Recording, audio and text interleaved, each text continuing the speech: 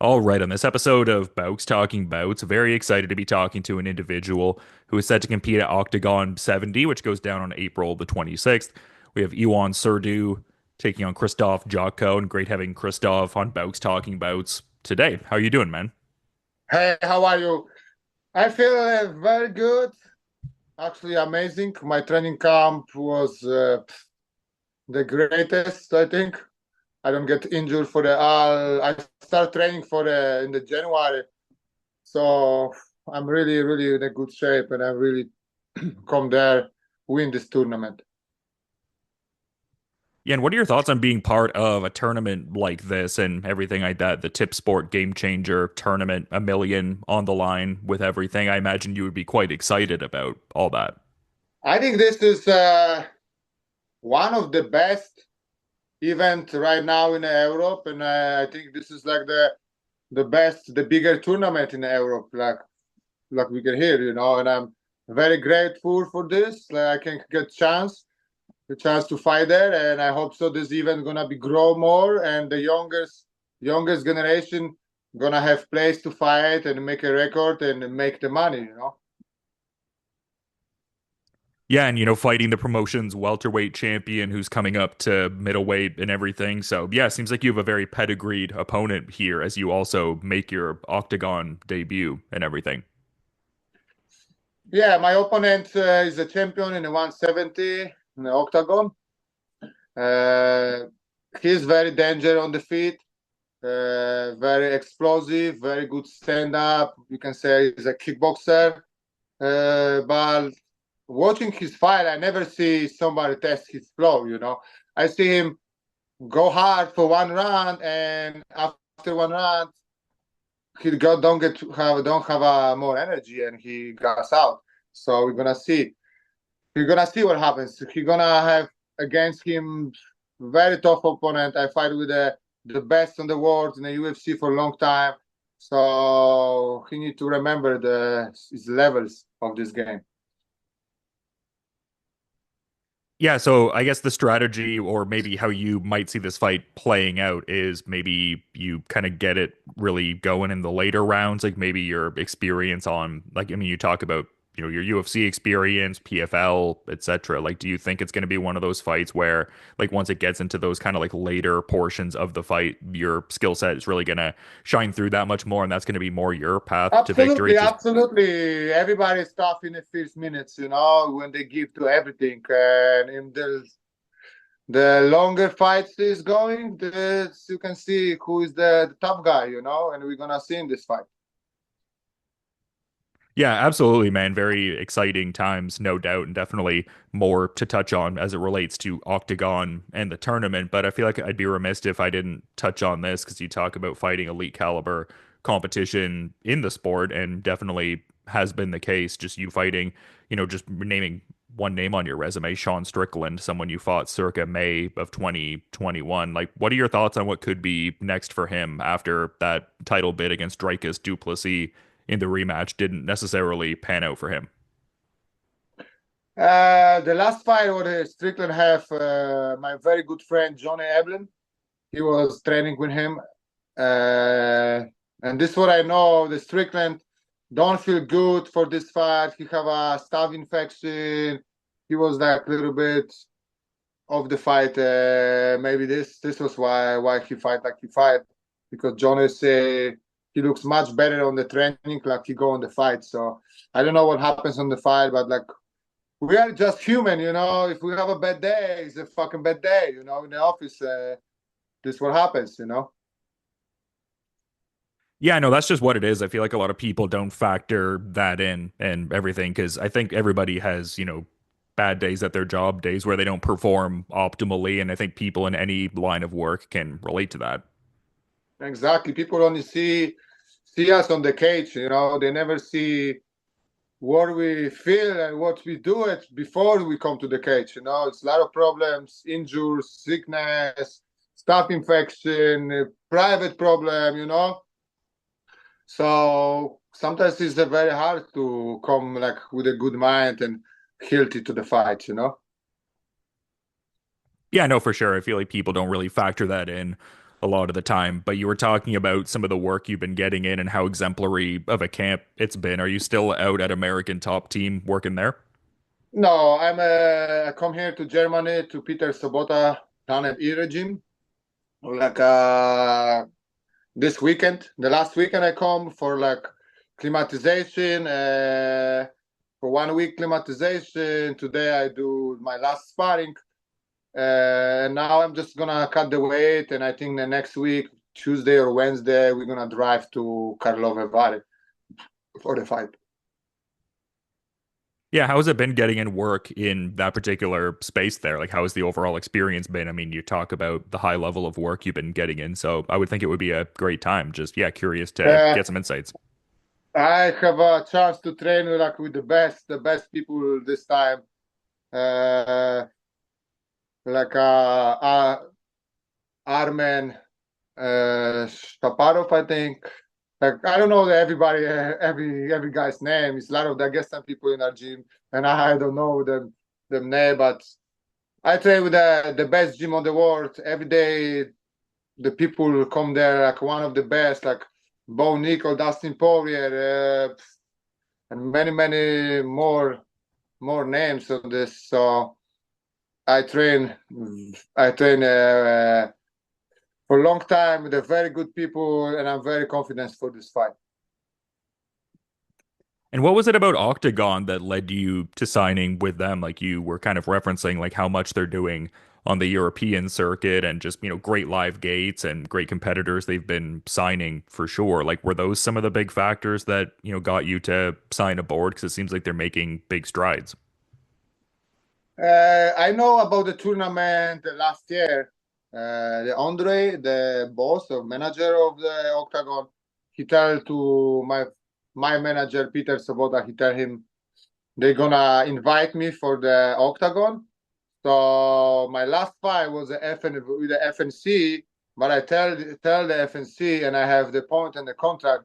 If Octagon come to me and invite me for the tournament, I'm gonna go for a tournament, and they agree for this, and this is what happened. I win the fight in FNC, and after this, the Octagon come send me invitation and contract for the tournament, Gamechanger, and I signed it, and now I'm gonna fight in the Octagon, 26 April.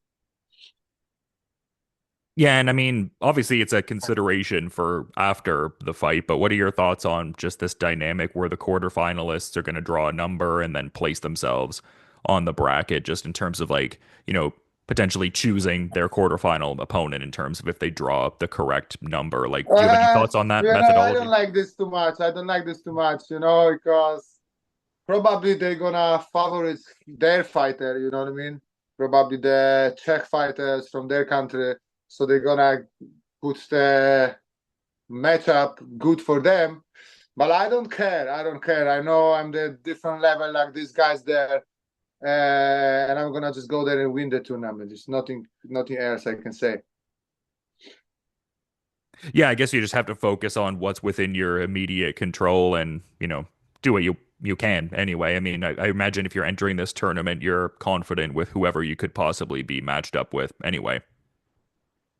I fight everybody. I never skip the fight. So, and I fight in the best on the world in the UFC for all the time for all my career. And this is gonna be just another adventure in my life, another win to my record. Yeah, and to that point, you fought on a UFC Florida card as part of your tenure with the company. I feel like I'd be remiss if I didn't get your thoughts on some of the recent Florida action that transpired with the company coming through Miami for UFC 314. Like it would seem like there were big performances from Volkanovski, Pimblet, Rodriguez, etc.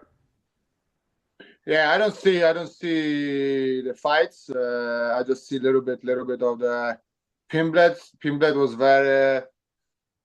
very surprised for me, and I think the body is a real deal. It's a real deal. He's not easy money, like Moicano said. He's not easy money. Yeah, I think I saw Moicano had like made some sort of tweet where he said like Paddy Pimblett in 2024 was easy money, but in 2025 not so much easy money. So maybe even in that sense, getting some respect from his peers more than he did prior to the Chandler win. Yeah, yeah. I think he's like one of the best fighter in England right now, you know. He's coming there to the division very fast. He can be champ one day. You never know. Yeah, no, definitely, get where you're coming from in a sense. It'll be cool to see where his career goes along. But you were definitely on some big cards, like I said, throughout your UFC tenure. Like I was seeing combing back over your record that you were on that first Poirier versus Gaethje card, and they've since tied up their series and everything. And it seems like there's some talks of Dustin Poirier maybe hanging up the gloves. Like, what do you see for, I guess, both of those guys? Like, do you think there could be like a trilogy fight swan song thing for Poirier there with him and Gaethje? Or Mhm. I guess just what do you think about that? Uh, Dustin is staying with us. He's such a nice guy, and I wish him good fight for the end of the career. You know, I don't want him to fight somebody with a new generation who is like different and powerful. I want him someone on his age and he's like a good opponent for the last fight. You know, maybe Holloway, like you say, or Gaethje, or yeah, Holloway, Gaethje. Something was gonna be fire. Yeah, for sure. And I keep asking you questions that are, I guess beyond this fight in a sense. Like obviously you're focused on this particular contest, but I did see a graphic that was talking about how you were interested in a Will Fleury rematch after this game changer tournament and stuff like that. So just yeah, I mean, him being a champion and the fold and everything like that, just yeah, that could be another big fight for you under this promotional banner that you could be. Absolutely, Yeah. absolutely. But first, I focus on the tournament to the end of the year, and then if still Will Fleury gonna be champion, I'm gonna ask about a rematch with him for sure, 100%. We're gonna do it. Yeah, I just would think it would be exciting for you to have potential opportunities across multiple weight categories. But yeah, absolutely focused on the tournament and that big cash prize. Like if you get your ideal outcome in this entire tournament field, like what do you think you would do with that money and everything? Just kind of like reinvest it into your training and just What yeah. I go do with this money? Call me when I have the money, and then I tell you. But I know what I'm gonna do with the money. Just call me when I have the money, okay? Yeah, maybe we'll have to set up an interview around that time and then I can get the insights into that. Yeah, sounds good. Sounds good.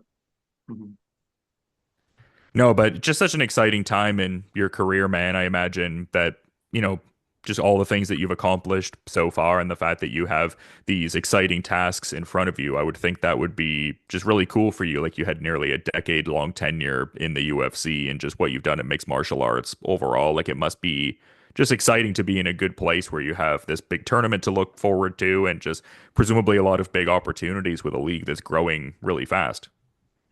Yeah, I'm very excited for this. I was a long time in the UFC. Uh, Something that never happens. I get the champion, so I have now the last chance to do something on the sport and show up who is the Krzysztof Jotko, and I'm gonna show up. It's not about the money now. It's about my all career, and I want to show up on the end like I was the one of the best fighter on the in the Poland and Europe, and I want to prove this 26 April, and also in the end of the tournament, I want to prove I'm the one of the best in Europe. And do you have a particular vision for how you see this fight ending? Like, I know some fighters can get really heavy into the visualization and everything. Like, some fighters don't necessarily delve that deep into I visualizing what will, know this. yeah. I know this fight is gonna be hard.